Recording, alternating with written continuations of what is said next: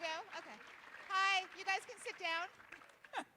It's such power to be at the Ziegfeld. My name is Lynn Hirschberg. My day.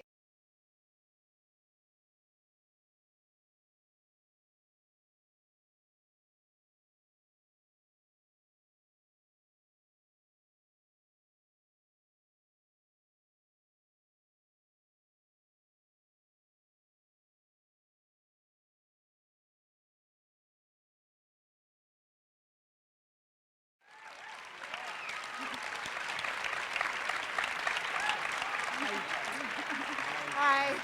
Where do we sit? Whichever, wherever. You guys pick. David, you tell them. You're the director. Wow. So thank you for coming on a Sunday night, which the movie says is the best night of the week. So I think we should all agree to celebrate on Sundays everything for the football to the Silver Linings Playbook. So David, when you first read the book, did you immediately think, I want to make this a movie, or did you have a lot of trepidation about adapting it? What was your process? Well, first, thank everybody for coming out to the Ziegfeld. This means a lot to us, so thank you for coming out. This has been 5 years in the making. It was 5 years ago that Sidney Pollack gave me the book, and I immediately took an interest because I'd been looking for a story that could make my son feel part of the world. My son has faced many of these struggles himself, and I know many families that have through my son, many families at his school. And so it was something that I got to work on for 5 years and to keep working on. And then these wonderful people emerged to make it be what it was meant to be. You know, that's what it was. And how did it come to you, Mr. De Niro? David, we've known each other a few years. I think we met and we sort of circling to do something, and then I had seen the Fighter, and we started talking more about stuff. And that was terrific, great, wonderful movie. And then this came along, and he gave it to me. So, and I read the book too. The book was different. My character was different, and David had.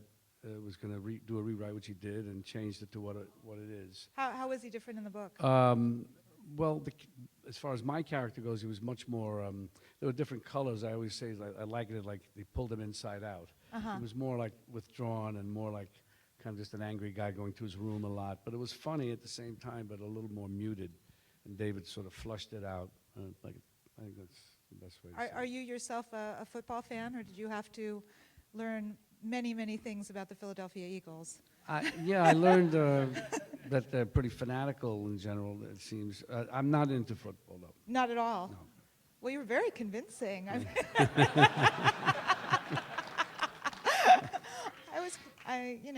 you, Jen, how did this project come to you? You were in the middle of being Katniss. I was shooting the Hunger Games, and I heard the name David O. Russell, and I was like, yes, and then send me the script. And I read the script, and I fell in love with her. I fell in love with the characters. I mean, David is such an amazing writer because each of his characters are their own story, and I've always wanted to work with him because most of my favorite performances from actors are in all of his movies. And then I auditioned. And you love I Heart Huckabee. Yeah, I Heart Huckabees, I think, is my favorite. I feel like you made that for me. You did, didn't you? And I think you have it memorized, am I right? I do. We could do a dramatic reading right I could now. do the dramatic reading of the rock poem. I like went through I reenacted I Heart Huckabees for David in his office. I don't think that's why he called me into his office that day. We'll never know what the meeting was supposed to be about, but that's what I ended up doing. Well, she auditioned from her parents' house. Yeah, and then I auditioned on Skype. So you were at your parents' house in Kentucky auditioning on Skype? Yeah. What scene did you audition with? We did the running scenes. So you were Bradley in the running scenes? You did this back and forth? Yeah. Ah, I see. And I think you did some of the scenes where you told them what was what, a couple of those scenes, some of your monologues. I think And the scene where you slapped him and that intense speech before you slap him. Yeah. Oh, right. Yeah. Sorry, no, I wasn't. I just remembered. And Yeah. did you audition on Skype too? Yeah, I did. And he almost didn't get it. He was really bad. There were other people. No, but you told me or I Yeah, read it was it, one or with an unknown. something, that at some point in the movie you actually were doing Mr. De Niro. You were actually, your performance was in some ways inspired by him. Yeah, I got this weird, I don't even know what to call it. It was this strange feeling when we were doing scenes where I would try to channel Bob's character because I wanted Tiffany to remind Pat of his father. And I don't know. I don't know why. I don't know if that's because deep down I'm like insanely jealous of you. And I was like, well, if I can't be Robert De Niro in real life, I'm gonna be him in this movie. But yeah. And then there were times when we were in the kitchen and trying to start the lies thing. Like the it's a white lie was his line, and I just said it with him. And he like looks at me, and I was like, sorry. I was like, my fantasy is like getting out of control. But yeah, because I feel like that is something that everybody does in a relationship. It's kind of, you fall in love with kind of what's familiar to you. And I feel like the same things that kind of hurt Bradley about his character with his relationship with his father are the same kind of mending qualities that make him better ultimately. And I feel like Tiffany should have had those qualities.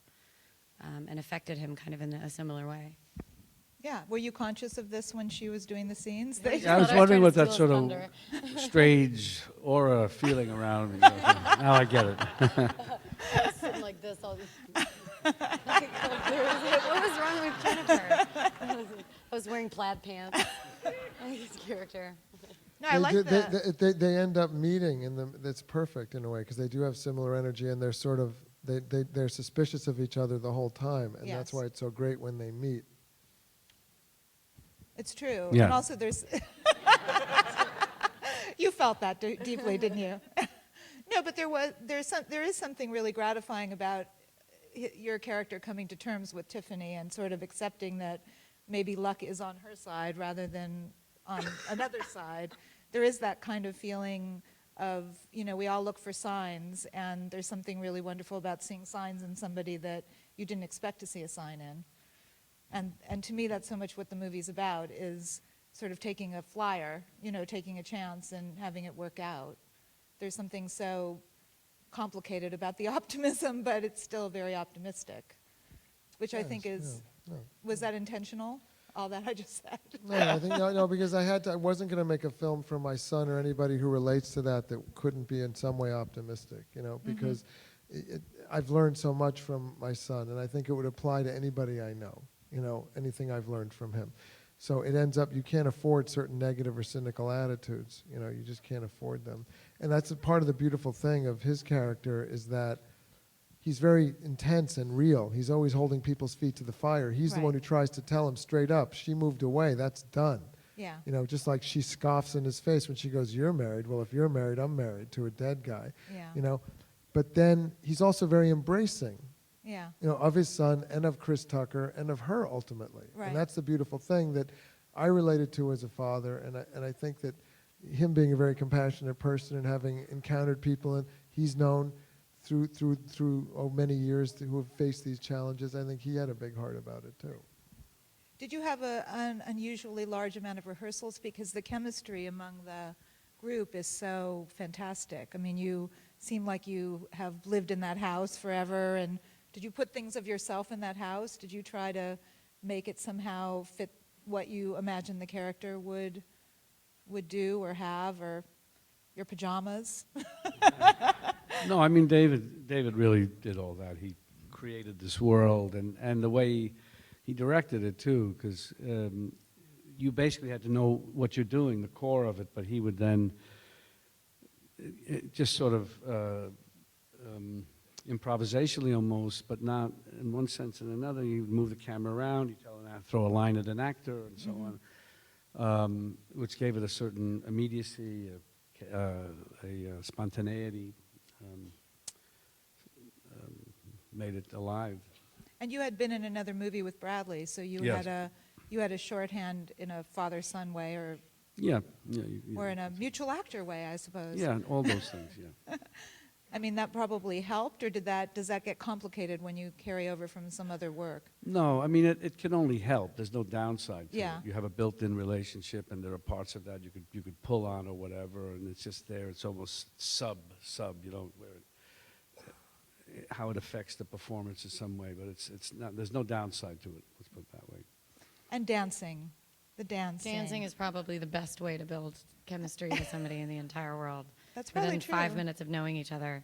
Yeah, we met at the table read, and then we were sweating and grabbing, and like it's the most uncomfortable situation to be with a stranger, and you just instantly, we were so comfortable with each other. I was like, this needs to happen, like in any movie between characters, if they have to have a strong, because then you're also yelling at each other.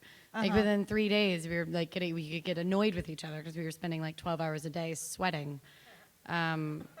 So yeah, it was brilliant for our chemistry.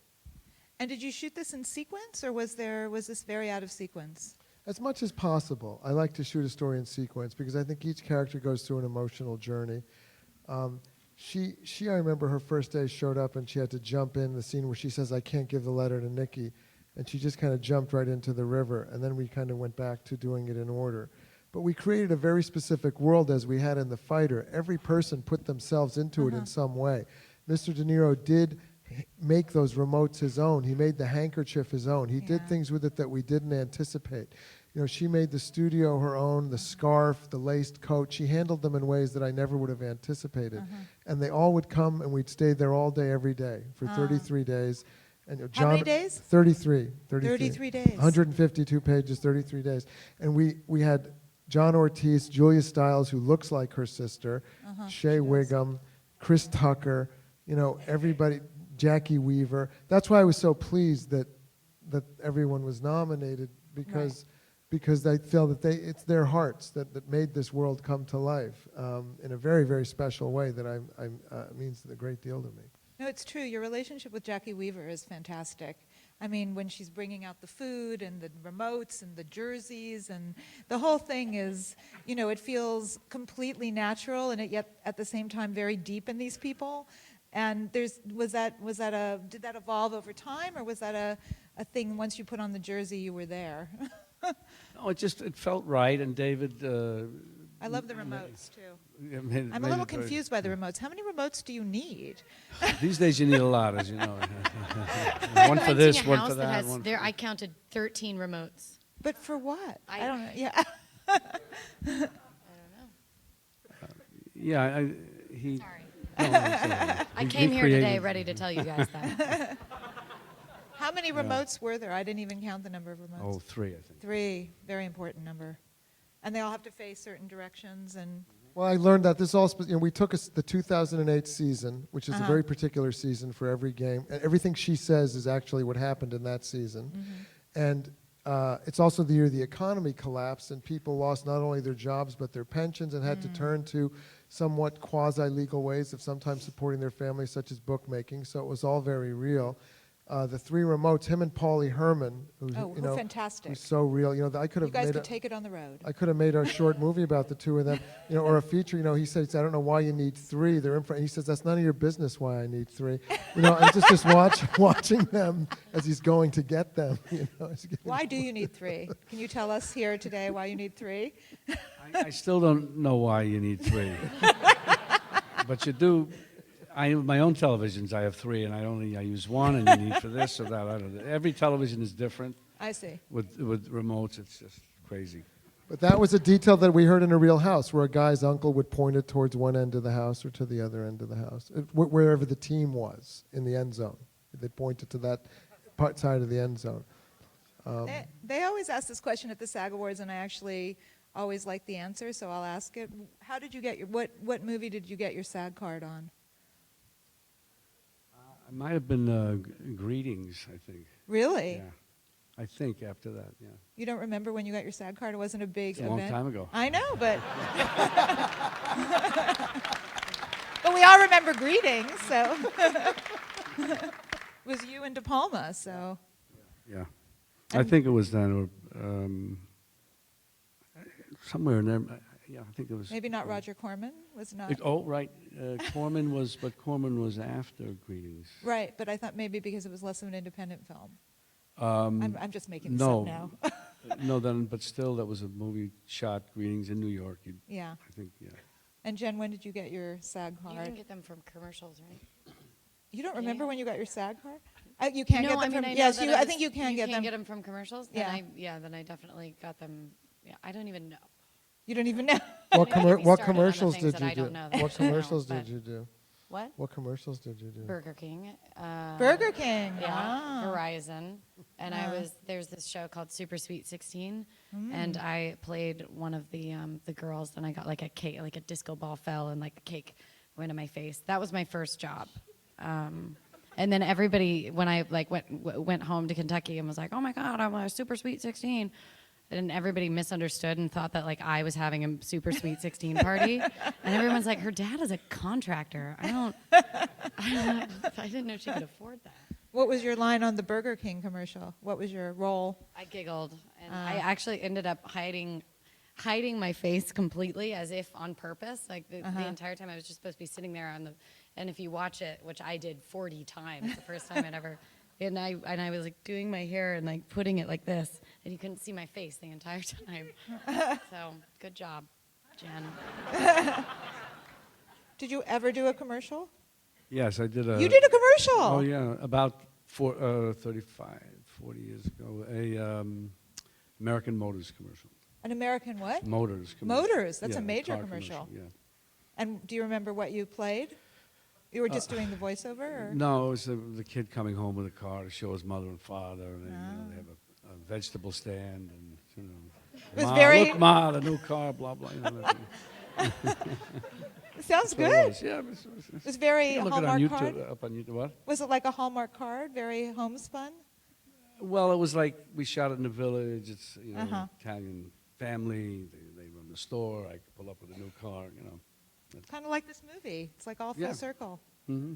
All right, well, there's questions from the audience.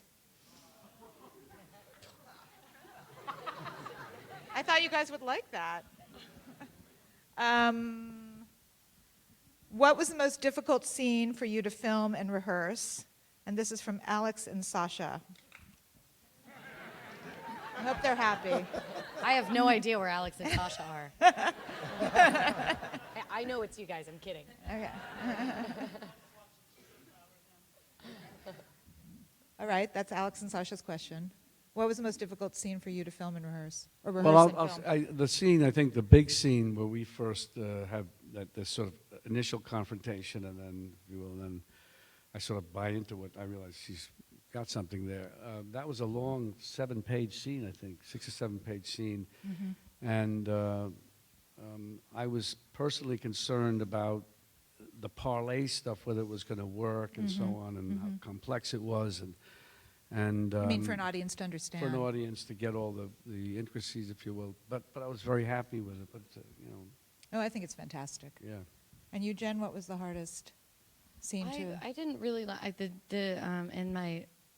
and this wasn't hard for you at all. I mean, it was easy to shoot, but all of the dance rehearsal stuff, just because I get really, David knows this. If I have to do like this, if we have to do like the same scene like 2 days in a row, I'm like, oh my God, like I just get so bored. And we were inside, and like I would just be like, I've got to get outside. Because like at least if you're in a house, like we always had like Italian food cooking in the kitchen that always like felt like home, and like you could like walk outside. Like there's something about being in studio. Like even when I like would watch the movie, I'd be like, whoa, about the dance studio, because I hate being inside, and there was like no windows, and so just for my attention span and just for me personally, I think the dance studio was my least favorite place to be in the entire world, and we had to go there day after day, and I was just like, dance studio. So probably that. And then I had to brag about it in a scene, like walk up and be like, the floors are mahogany, and I was like, I hate this place, I hate these floors, I hate these walls. I don't think you hated it by that point. It was early on, and it's also very intense because it's just the two of them in there. Yeah. So it's very intense, and it was the one constructed set we had. So it was very intense, and we had to make everything up in there. They were very exposed. There was nowhere to hide. It was Right. it was just the two of them with bare walls and their emotions. And there's a lot of beautiful films this year. I really feel very humbled to be considered among any of them. And they're all very different, though. And I think what our film really is we were about capturing very specific human emotions and personalities and a world. And that was the privilege of working with these people, you know. Yeah, And so that's I what would agree. happened in that. And I also think that you managed to do something kind of extraordinary, which is it's a different kind of romantic comedy / drama. I mean, there's nothing typical about it. It doesn't feel like the father-son stuff is typical. It doesn't feel like the romance is typical. Nothing feels calculated. I mean, it's all kind of real and yet totally odd at the same time, which is very true to life, because life is odd and true at the same time. But there is this kind of, the scene where at the dance, where there's all these, you know, mannequins doing Dancing with the Stars, and they're watching football, and then the dance itself is so great, and then your speech is so amazing when you say, you know, I didn't listen to my father, and you probably won't listen to me. All of that is both surreal and incredibly real. And I know you probably can't answer this because it's just impossible, but how did you manage that balance, all of you? Because that's a very tricky equation to pull off, moment by moment. Well, I would say the key with starting with The Fighter was to be real and to be authentic. And, you know, The Fighter for me was not a movie about fighting. You know, Right. it was about those people, and I recognized people I knew in those people. This movie for me is never any kind of genre. It's about these people and these emotions. So everyone was very real and made it their own.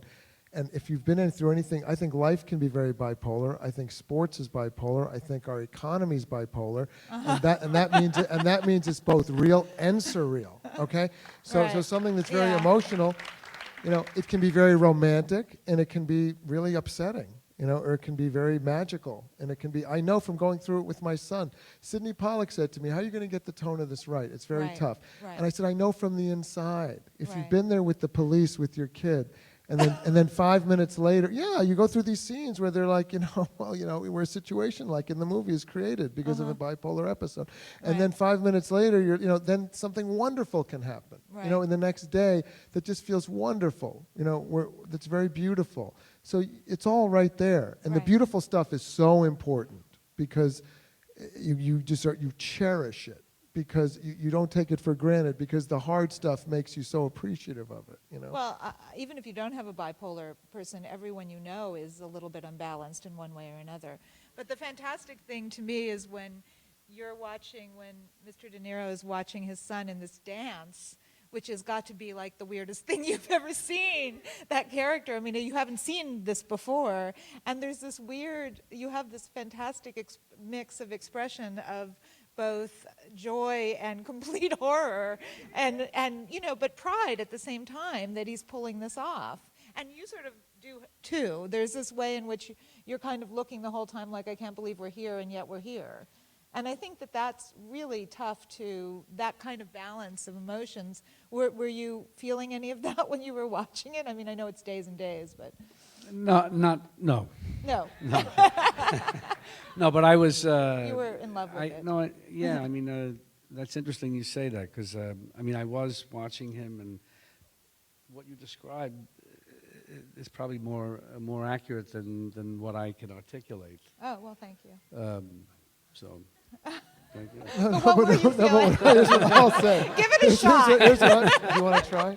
No, hell, well, you No, give it a shot. That's how No, we I- all feel. Yeah, He's it's what the you only one feel, who yeah. can say it. Yeah.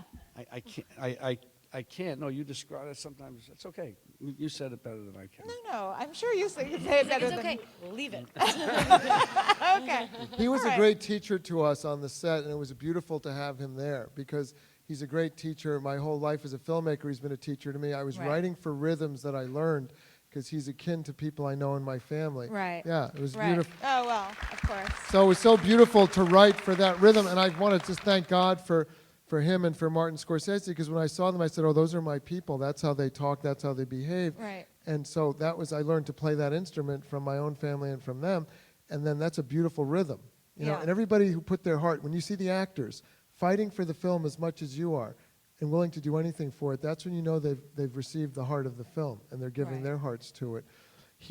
Those days were the hardest days for me with the dancing because there was several hundred extras. I was happy that those equestrian creatures, the real dancers, were there. You know, we all showed up. We were all a little bit like, wow. Because we didn't see them till we got to that location. We're like, you know, they look like aliens. You know, they're just so amazing. The way we're like, well, this will be no problem. Our people will not look like professionals compared to these people.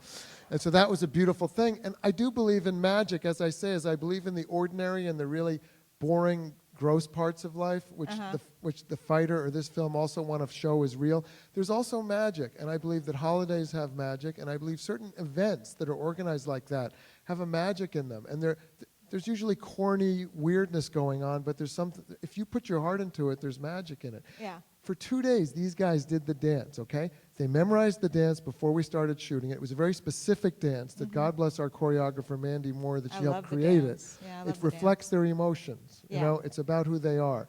And it's Yeah. about music that I think I loved and that I assigned to each character as the music. Ah. So her music is the White Stripes. His music is Led Zeppelin or Stevie Wonder, and then Dave Brubeck is kind of both of their music. The cover of Maria, which is my mother's name, and my dad always used to sing that song.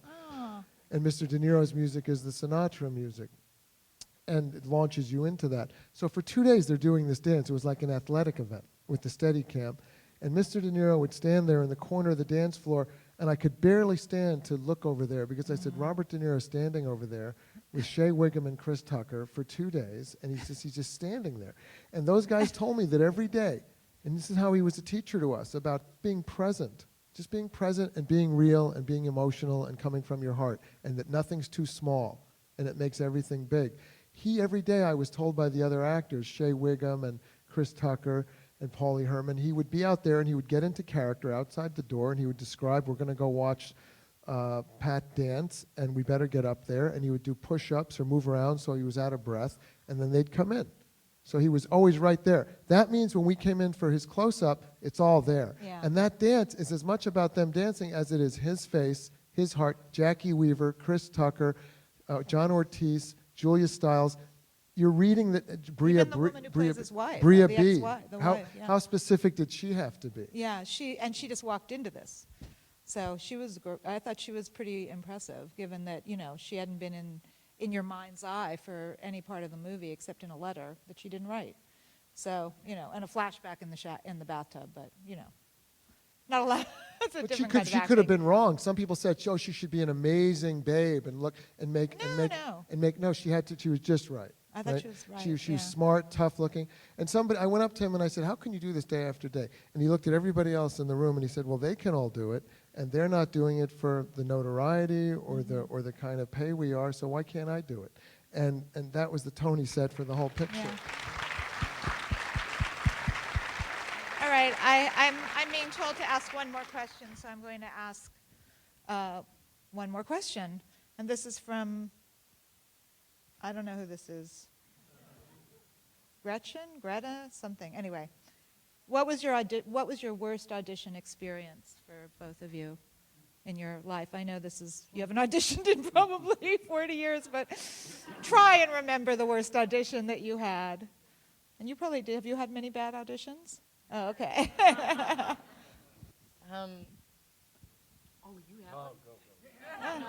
No, you go first. You go first. That's true.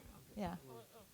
No, No. I don't. You go first. Well, I've had long, repeated auditions, which I always was fine about, like 7 times for. Really? I auditioned 7 times for Bang the Drum Slowly.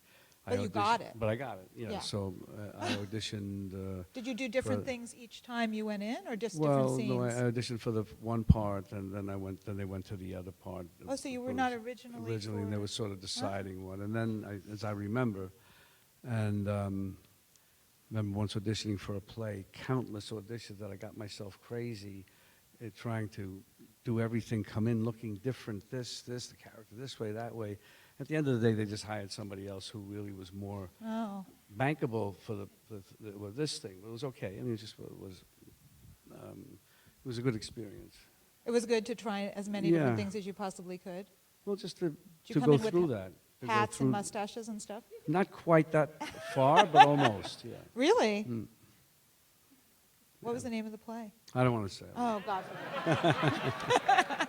It was only, what, 40 years ago? A long time ago, yeah. It still haunts you, doesn't it? No, it never haunted me. I'm I just, teasing. it was interesting. All right, Jen. I have so many because I was just 14 and was like, I'm going to be an actor. And I had no idea how to act and was so, like, bad because I just didn't know what to do. I never went to, like, lessons, not even lessons to, like, learn how to audition, which is something that you should do. It's like a skill that you have to learn to do. So I was like, I'm not taking lessons. I'm not going to classes, mostly because I couldn't afford them. And my parents refused to pay for them. They were like, if you want to be an actor, go do it. We're not going to pay for classes. So I had no idea what I was doing. And I went into this one audition when I was 14. And I, like, read the scene. And I was like, oh, well, I'm outside. All right, well. I just covered up my eyes to pretend to be blocking the imaginary sun that was in the audition room, which is so stupid because you're just hiding your eyes from the camera and you look like a psychopath because they're like, what are you doing with your hand? And so I just, like, put my hand, and then the person was supposed to be Russian, and I didn't look up any Russian. I was like, I'll be fine. And I had a Southern accent at the time. And was like, hi, I'm Jen. This is going to be great. You're going to love me. And then, so I was made up my own Russian accent of what my idea of a Kentucky Russian accent was. And then there were supposed to be 3 scenes. And before we even finished the first one, the director, like, cut it, stopped the whole thing, and was just like, you know what? We're not doing any scenes today. And I just, like, I didn't know what else to say. I was just like, it was that bad, huh? And then he was like, you were fine. I was like, okay, thanks, and, like, left. And yeah, it was really. you were But how I was old? I was such a stubborn idiot at the time that I'm pretty sure I walked out of there like nailed it. I know me, and I know that I walked out feeling great. Well, It wasn't until I got older that I learned that I was an idiot. You probably weren't an idiot. That's probably the best attitude to have. I mean, why not? You're gonna love me. Yeah, why not? I mean, if you don't have that attitude, probably in life you're going to be, not so happy. I don't have it anymore. Oh, well. All right, well, thank you so much for coming. Thank you, everybody. Thank you. Thank you, Len. You're welcome. That's great.